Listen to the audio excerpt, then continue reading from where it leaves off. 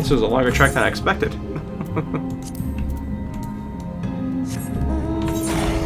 That's that bit right here that I kind of want to get on the map.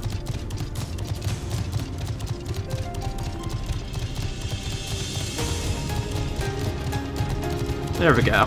Now we're good.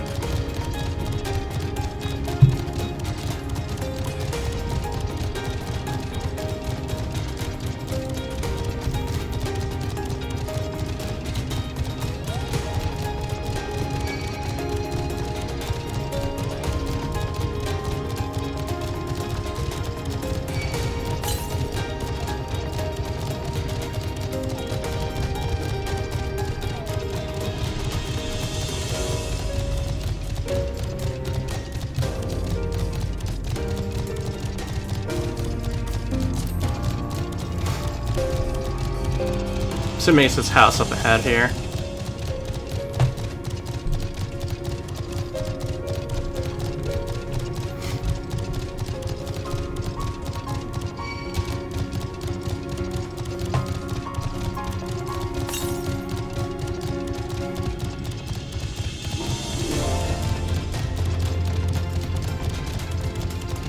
Or maybe not, we're going past it, looks like.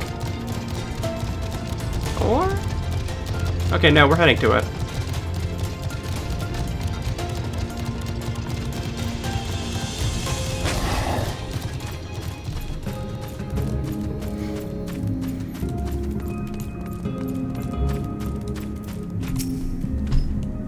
And here we are at long last. I give you Urianger's humble abode. Come in, let's see if he's home.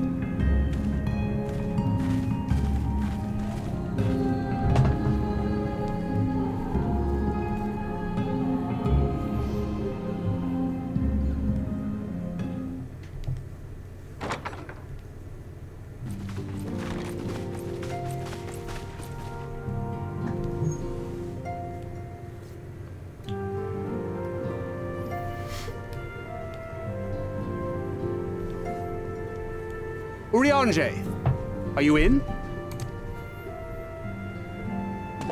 Unto a world weary of heroes, a hero wends her way. The Exarch did send word that thou wouldst seek me out, but ne'er did I imagine thou wouldst arrive so soon.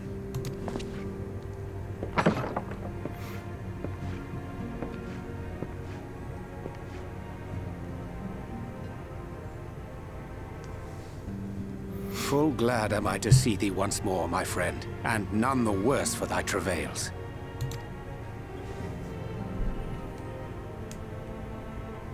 Run along, Minfilia. We will meet you outside. But... Another one for you to imbue, if you'd be so kind.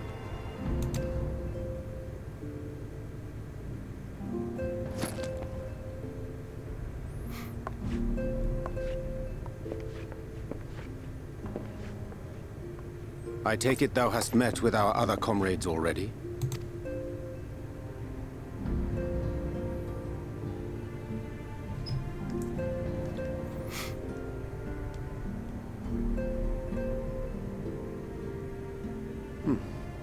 That Master Alphino and Mistress Alize now travel in thy company is of great comfort to me. As for the rest, it beginneth in earnest. The hunting of the Light Wardens, and perforce the war with Yulmore. Hark thee then to my words, and through them behold the vision that I did glimpse, that of the 8th Umbral Calamity. As I drifted hither to the first, traversing the boundary twixt reality and potentiality, I did bear witness to events yet to come. There I saw the combined forces of Eorzea and the Far East offering fierce resistance to the legions of Garlemald. So fierce, in fact, that they did begin to push the enemy back. Ilm by painful ilm at first, then Yalm by Yalm, and Malm by Malm in time. Yet the joy they felt was short-lived, for in so doing they did force the Empire's hand. Faced with defeat, the Garleans turned to a weapon most vile. Black Rose. Its potency defied all reckoning. Once released, the gas took on a life of its own, wreaking untold carnage not only in Eorzea, but in the provinces of the Empire besides. From fighters upon the front lines to babes in their beds, none were spared. And as the casualties became too numerous to count, so did the fabric of civilization begin to unravel. Nor did the land itself escape unscathed. For spreading from the site of its release, Black Rose brought death to the very soil. To survive amidst the chaos and upheaval, men came to live by the sword, the rule of law giving way, inevitably, to the rule of might. Thus was the spark struck and the fire kindled, and swiftly did it spread as a blaze in a field of straw to engulf every corner of the world. Nations worthy of the name did then cease to exist. And those souls brave and true who might have risen to restore order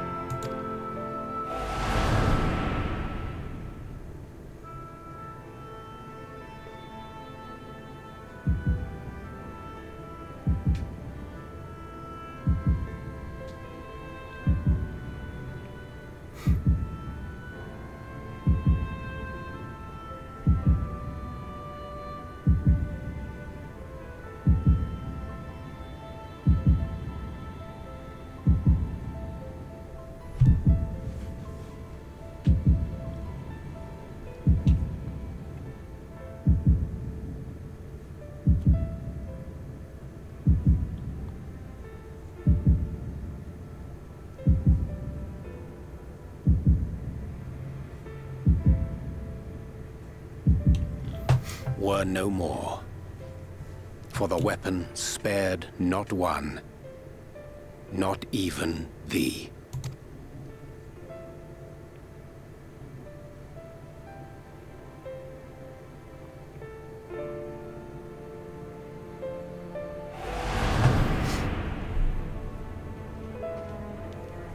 An endless age of war, begotten by the blight of Black Rose.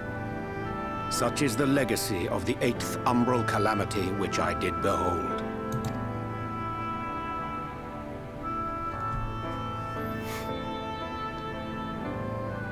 No matter the cost, we must forestall this tragedy.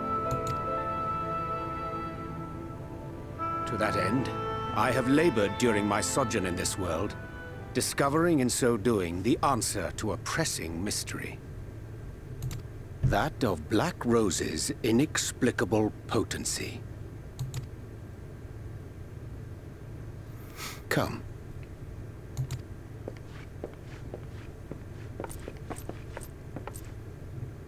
Dost thou recognize yonder chart?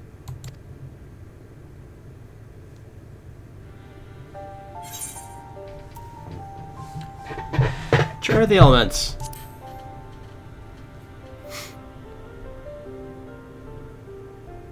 Indeed. 'Tis a rendering of the elemental wheel, such as one might find in classrooms across the source. As the chart maketh plain, our world is composed of 6 elements, in addition to which there exist 2 poles in fundamental opposition. Astral, the active; umbral, the passive. As a reflection of the source, the first naturally compriseth the selfsame forces. Yet, curiously, there is a notable divergence in their nomenclature. To be specific, the denizens of this world employ not the terms astral and umbral. Thus was I moved to inquire what names said forces had been assigned. A simple question which yielded a most unexpected answer. Upon demanding the name of the pole aligned with activity and growth, I was told that as life's myriad colors combine to produce black, the people of the first had called it darkness. At this, did my mind begin to race. Yet 'twas only when I asked what name had been given to the pole aligned with passivity that mine eyes were opened to the truth.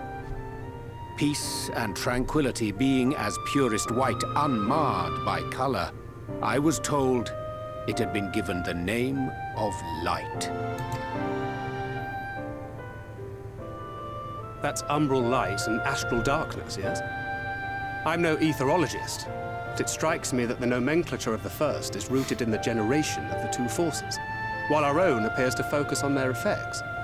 Which makes one wonder, have we had it backwards all this time? 'Tis indeed a compelling question, and one which beareth closer examination. Yet what knowledge we already possess sufficeth to explain the chain of events. The phenomenon of etheric thinning observed in the source is the consequence of light, the power of stasis, flowing in from the first to stifle the movement of ether within the land. And according to Master Alphino, Black Rose slayeth by halting the circulation of ether within living beings. Should such a weapon be unleashed even as the first were rejoined, replete as it is with light, we would have a disaster of untold proportions on our hands. A calamity. Well, at least we have a better grasp of what we're facing. Our objective, however, remains unchanged. We are to eliminate the Light Warden of Ilmeg. Speaking of which, were you able to ascertain its whereabouts? Aye. 'Tis all but certainly ensconced within Urianger, the castle which standeth in the midst of the lake. To enter said stronghold, we must needs turn to the pixies for aid. Fortunately, I have become quite adept at courting their cooperation. Henceforth shall I accompany you, and do all in my power to ensure that my vision doth not come to pass.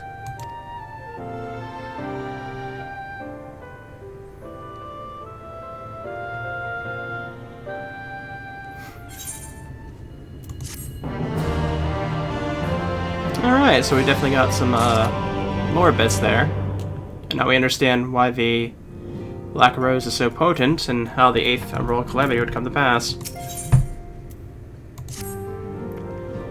My friend, ere I speak of the task at hand, there's a question I would pose to thee. What thinkest thou of my appearance? Didn't recognize you at first. Come now, 'tis scarce the first that hast beheld these fair features, lest thou's wondrous. I've taken up astrology, my present attire better suiteth the art. Though the night be lost, beyond the shroud of blinding light, doubt not but the stars shine still. I have chosen to avail myself of their guidance, and that I might navigate the sea of uncertainty that stretcheth before us.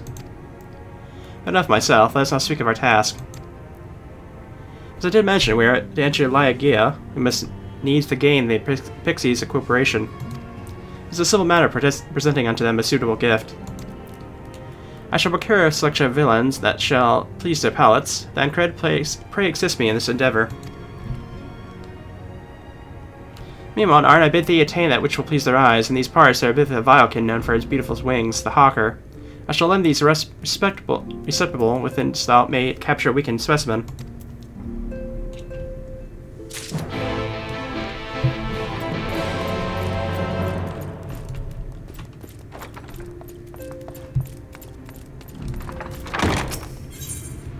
Got somebody with an ether current here, but...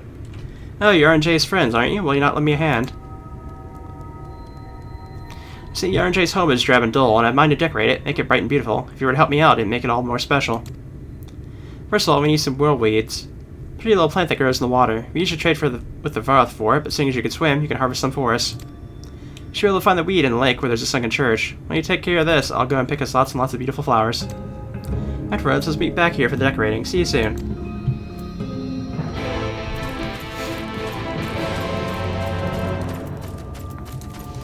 I think I'll focus on that one a little bit later on, because at the moment I'm going to get to the next dungeon and stop for the night, I think.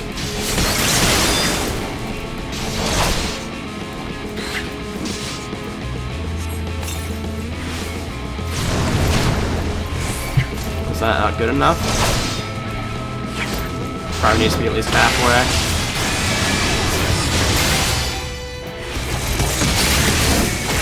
Now? There we go.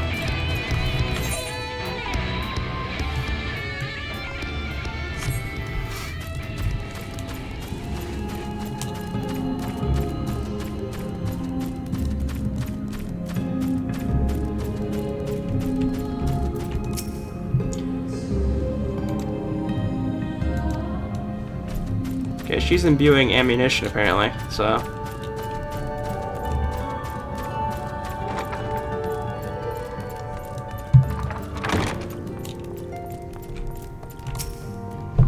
No, return. Were thou able to capture Hawker? Yes, I was. It is in the box. Ah, a truly magnificent set of wings. I shall treat them at once to make fast the vibrant colors. Anchor too should return anon, upon which I shall be ready all the items for presentation. Pray thine east meanwhile.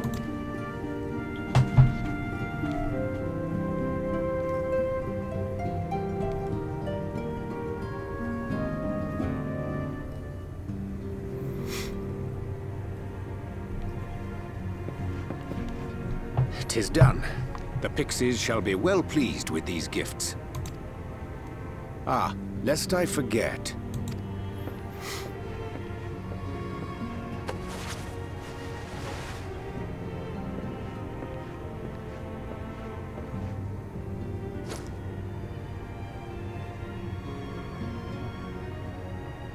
White auracite, newly forged for thy use.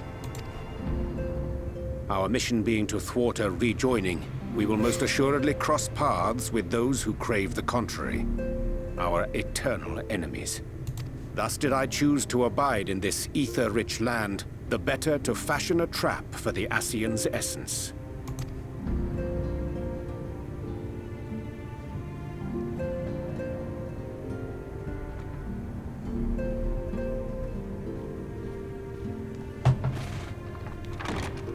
May I come in now? You may indeed, assuming you've finished.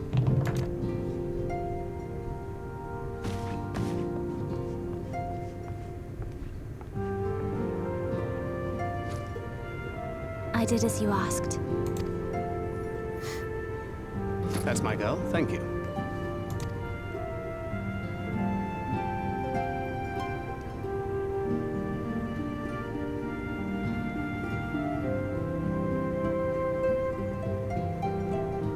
I should probably explain. Though my body remained behind in the source, its limitations saw fit to accompany me. Which is to say, I cannot manipulate ether. I took up the gunblade for its defensive advantages, but on account of my little impairment, I cannot imbue the ammunition myself. Luckily for me, Minfilia has quite a talent for it. Minfilia, once we set forth, we are not like to return for some while. If thou wouldst choose tomes to take with thee, let it be now. Really? May I? Of course, my dear. Yet have care thou dost not add overmuch to thy burden, lest I incur Thancred's ire.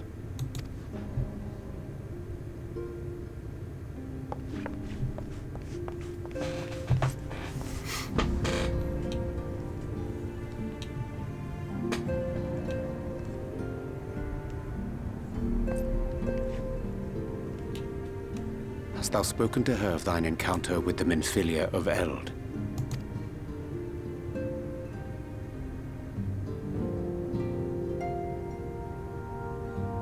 Well, I suppose now is as good a time as any. As you know, I freed young Minfilia from captivity in Yulmore some 3 years past. Not long after, the two of us journeyed to the south of Armarain, to the edge of the Empty, where the flood was halted. It was there that she awakened. The Minfilia of old. My Minfilia.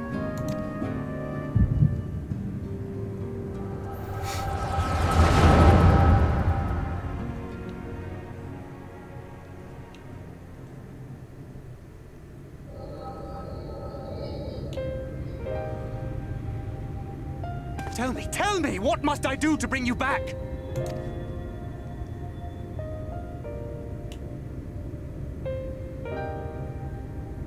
My dearest Thancred, as I am now, I am no different from an Ascian. This child is but a vessel. One of many I have used that I might spread word of her enduring blessing and preserve the flame of hope. In my name, each has died, never having lived her own life. I have taken enough from these children. I will take no more. But what of your suffering? Your sacrifice? This isn't fair! I will not stand for it. I cannot! There must be something we can do. Tell me!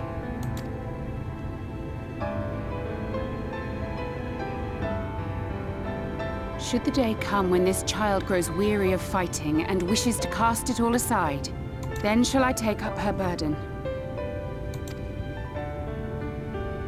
But should she wish instead to become the master of her own destiny, then shall I bequeath to her my all.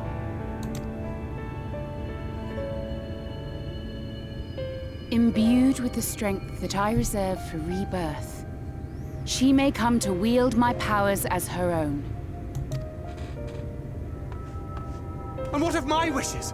What of Flamine's? What of all the people who love and care for you and want nothing more than to see you again?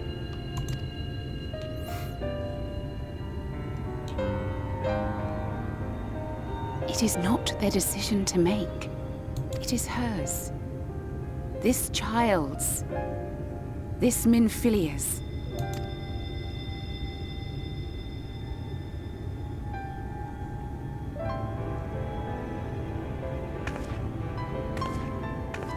You have ever watched over me, Thancred.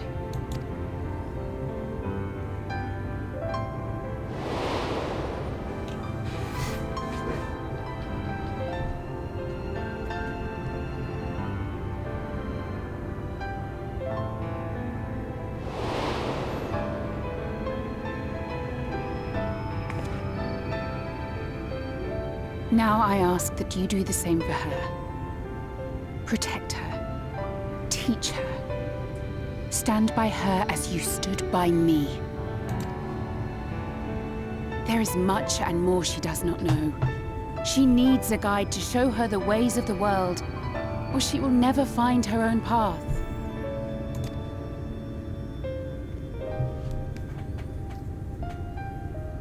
When the time comes, you will find me here. Until that day.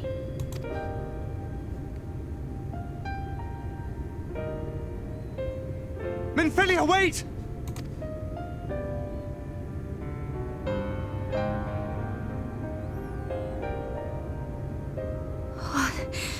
What happened?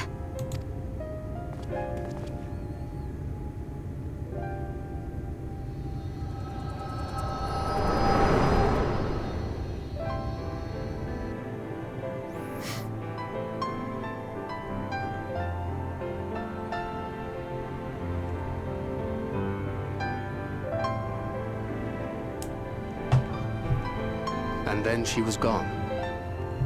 Minfilia, the girl, claims to have no recollection of any of it.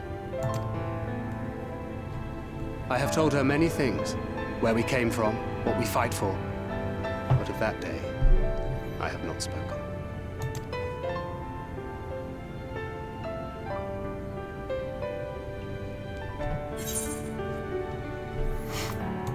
How do you want this to end?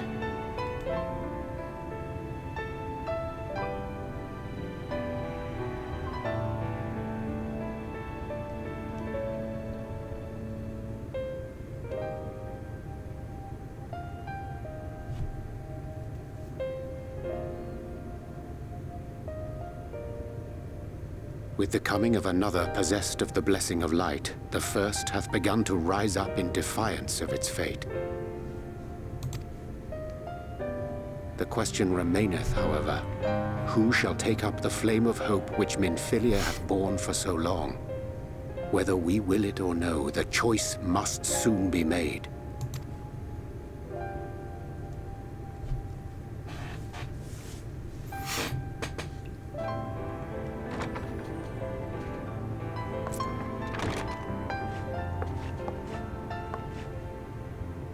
I'm sorry I took so long. It was so hard to choose.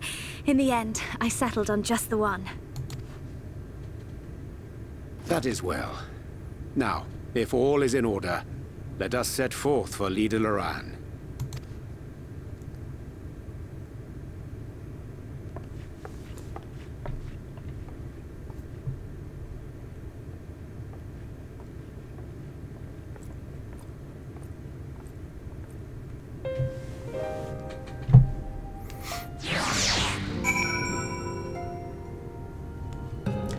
Alrighty then. Now we head back to the place we were at before. We'll probably just teleport there, I imagine.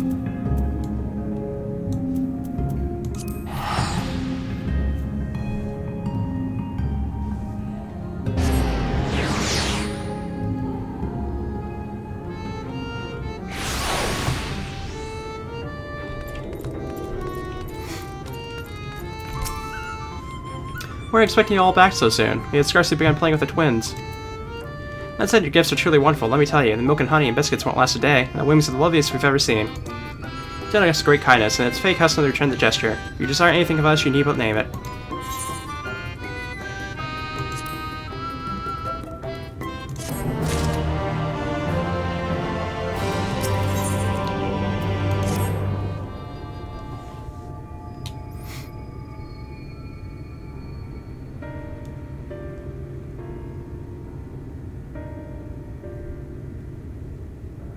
So what is it you desire? Rusty old coins like the mortals who want to collect, perhaps?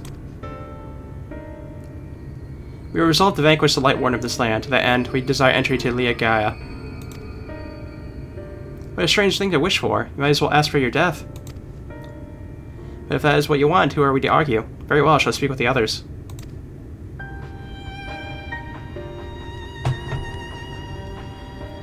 Clearly you've been busy, Urianger. You should be kind to tell us what we've missed.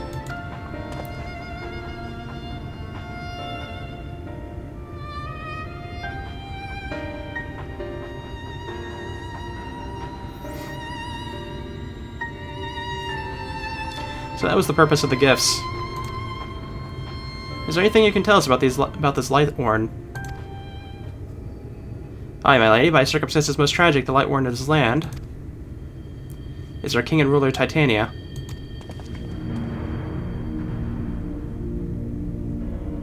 It was not always so, of course. Our king fought the first Lightborn that in our home, you see, fought it and won. But all the horrible light that came out went and corrupted them, turning them into a new Lightborn. Another king only in name, not remains the wise and just ruler that used to be. We had no choice but to seal them in the castle. The magic for breaking the seal we divide into 4 and wove each into a different relic to be kept apart until the time was right.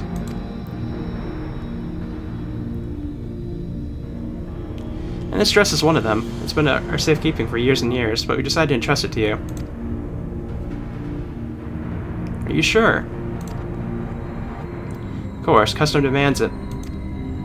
If most certainly going to your deaths, we thought we should at least let you try. That way we get to watch what happens. Of course, you can't break the seal unless you have the other relics too. The shell crown is with the Thoth, the stone scepter is with the Numu, and the crystal shoes are with the Amaru. Good luck finding them all.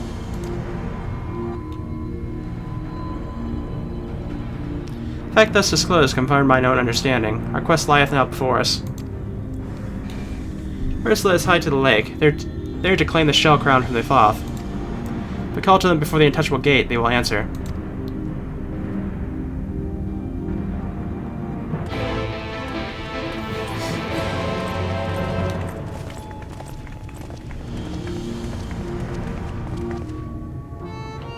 Alright, I guess we're heading that way then.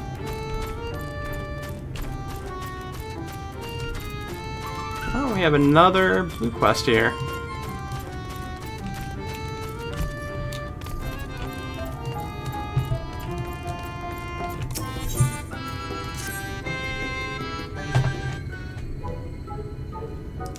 There's talk that an interesting mortal has come to Umag. Yarn scorched us or some such. Is that you, isn't it? Don't even think they'll deny it.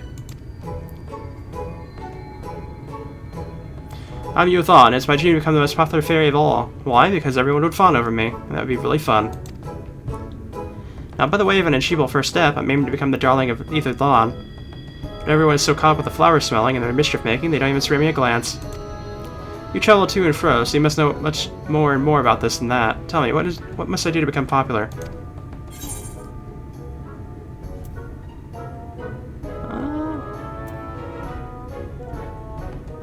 Fairest? I don't know. They don't seem to really be interested in strength, to be honest, so... I'm already the fairest, I beg your pardon, and besides, all of us can use glamours to change our appearance. The others won't be impressed simply because I look different. Oh, I have it. I may not be able to impress how I look, but I can source of what I know. I just need to read lots of books. Just so happens there's a lot of books in Urianger's home, a place called the Bookman Shelves. Right, I'm going to go there at once, and you're coming too. I can't read your strange moral writings, I need you to do it for me.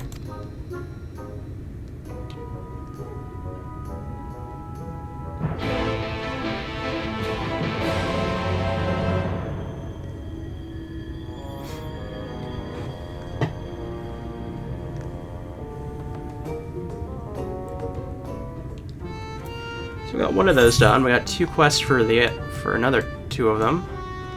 So at that point, we only need 2 more of the quest either occurrence at least. That is a long go. But I'll do it.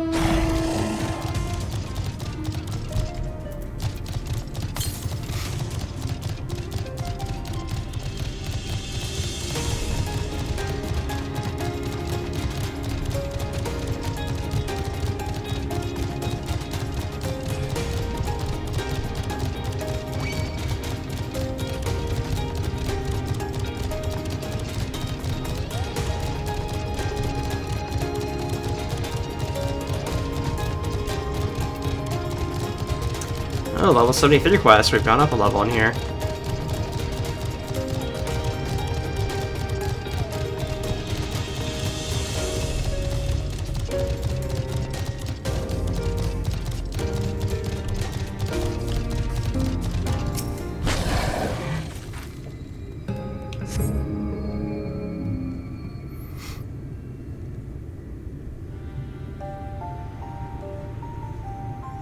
Hearken to me, O spirits of the water, we come with an entreaty.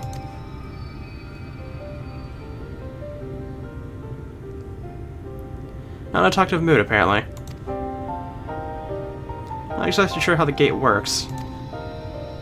But if the father are water spirits, perhaps we should take our search into the lake. Well, I suppose a brief dip wouldn't hurt. We all know Thancred swims like an eel, but what about you, Mathelia? I can swim well enough, Thancred taught me. Excellent. What about you, Urianger? I'm not sure if I've ever asked.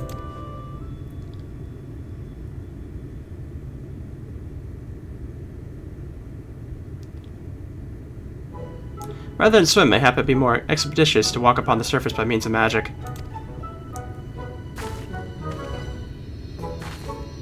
You too, Urianger. Then you should be a kindred spirit. Worry not, my friend. I know some helpful tricks, and I should be more than happy to share them with you. Together we will conquer the waves. Whoa, whoa, aren't you a wily lot? And you have an entreaty for us, you say? An entreaty for mortals, what a treat. Aye, my comrades and I on our quest to vanquish the Light Warden. To that end, we'd humbly beg the loan of the Shell Crown, which we are given to understand is in your safekeeping of your people. Oh, is that all? Of course, you may have it. You shall have it. Just like that, what do you want from us? Oh, no need to be suspicious. The crown simply doesn't mean much to us at all. As a matter of fact, nothing means much to us. For we Thoth, it's over before it's begun. Couldn't care less what comes to the Fairy King, or the King for that, neither the world for that matter. Having said that, we do seldom have mortal visitors, and it would seem a shame not to make the most of you. Touch the untouchable gate, and come hither to our domain, Don Mig. In your tongue it means Forbidden Realm. Sounds foreboding, yes? And so it should, for we are one with the water, our home brought of ripples and waves and currents. On your way through, give us a thrilling sport, and we'll give you the crown. And here we have the dungeon. Nice.